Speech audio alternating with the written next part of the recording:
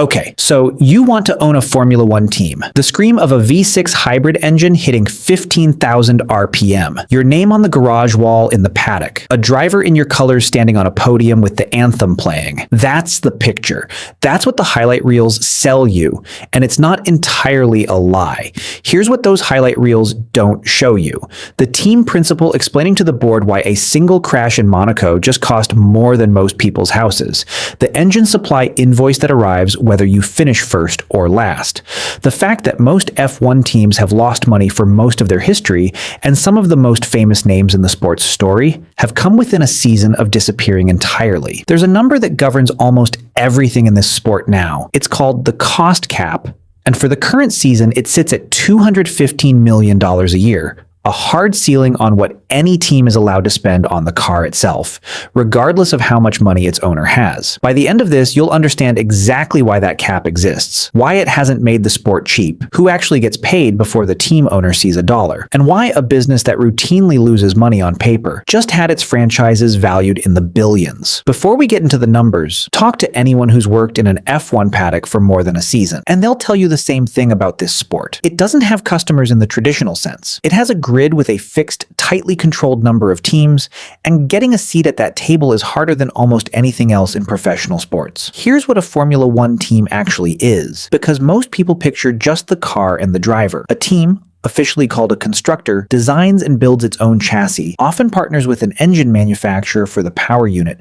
and fields 2 cars in every race across a 24-race calendar that spans 5 continents. For well over a decade, only 10 of these teams held a seat on the grid, and that number simply didn't move. Unlike most sports leagues, Formula One doesn't expand every few years to let new owners buy in. Anyone wanting a new team has to either buy an existing one or pay what's called an anti-dilution fee, a payment made directly to the existing teams to compensate them for splitting the prize pool with one more competitor.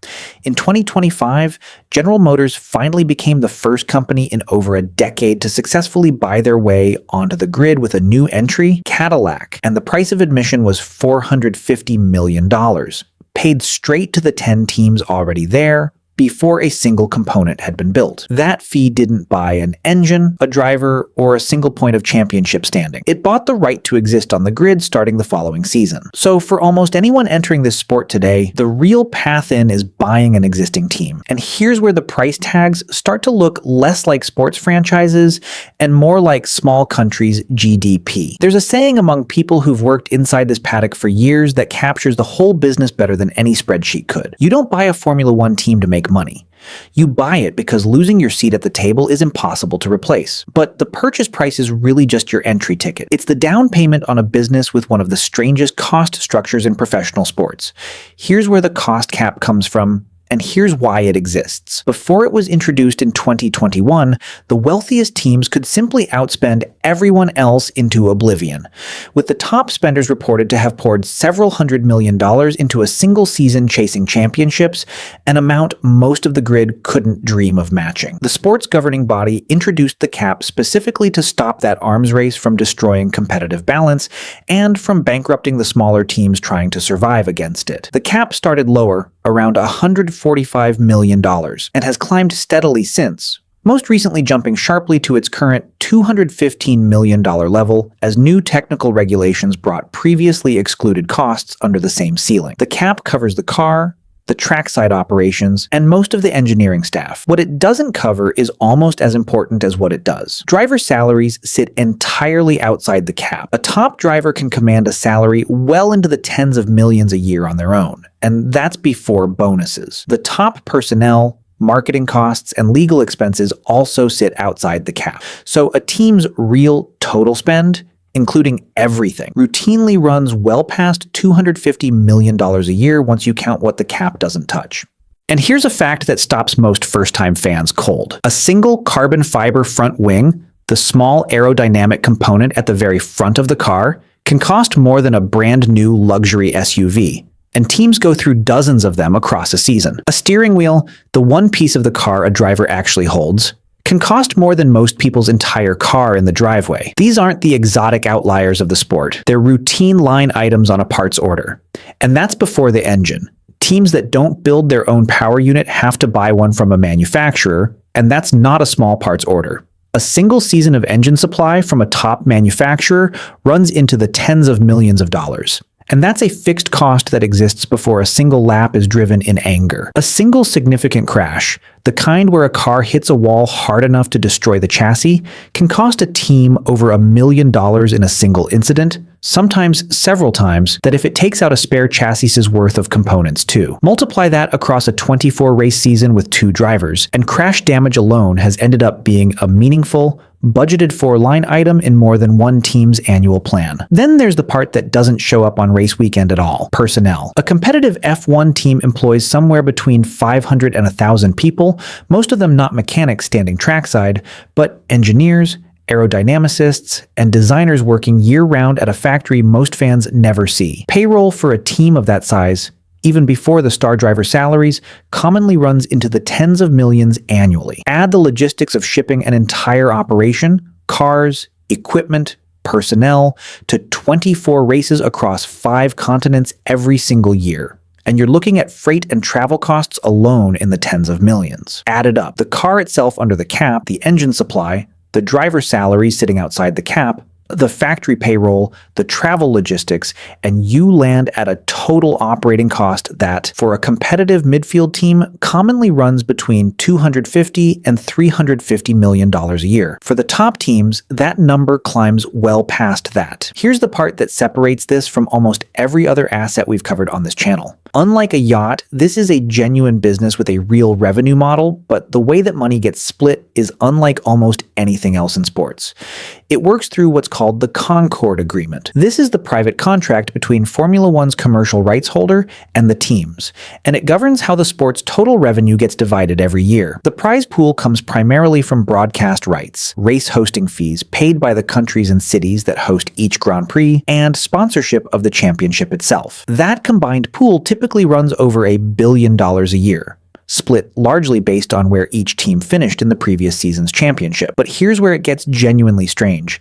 And this is where almost every new owner underestimates how uneven this business really is. The payout isn't simply divided by finishing position. A small number of the sport's oldest and most historically significant teams receive additional bonus payments simply for having been part of the sport's history and for their ongoing commercial value to the brand, payments the newer or smaller teams don't receive at all, regardless of how well they finish. If you want proof of how strange this business really is, look at what happened to McLaren, one of the most successful constructors in the sport's history. In late 2020, in the middle of a pandemic that had gutted the sport's revenue, McLaren came within what its own CEO later described as a month or two of going out of business entirely, forced to take out emergency loans and sell off assets just to keep the lights on. The team survived by selling a minority stake to an outside investment group at a valuation of roughly $750 million, a fraction of what the brand had once been worth. 5 years later, in 2025, that same ownership group bought the stake back in a deal that valued the entire team at $4.5 billion. The car had gone from struggling to genuinely competitive in that window, but the valuation didn't just track the results on track, it tracked the value of holding one of a permanently limited number of seats in a sport that had just proven, with Cadillac's $450 million entry fee, exactly how expensive a new seat had become. Which brings us to the real question sitting underneath all of this.